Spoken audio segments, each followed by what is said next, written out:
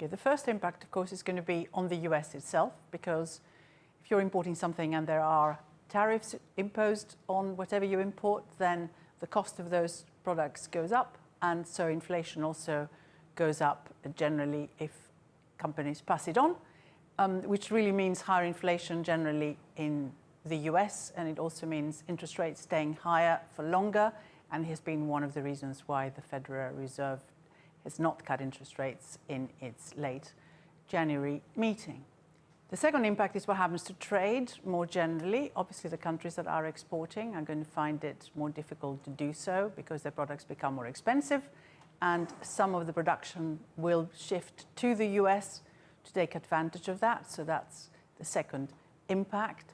More generally, of course, if you're restricting trade, that affects world growth. There is the issue of uncertainty, of course, that's there. Will those tariffs stay for long? And also, will they increase further in the future if President Trump isn't satisfied with the impact?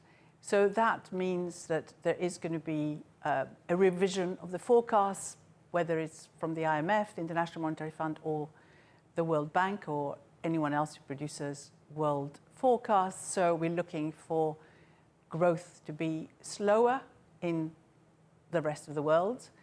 In addition, of course, finally, attached to that is the fact that if you restrict trade at the end of the day, even though there may be a temporary increase in inflation because of the overall effect of what's happening in the US and the tariffs, what you find is that slower growth and less trade mean also possibly lower price increases in other countries too. And that is why we're now talking possibly of an accelerated decline in interest rates in places like Europe and also in the UK.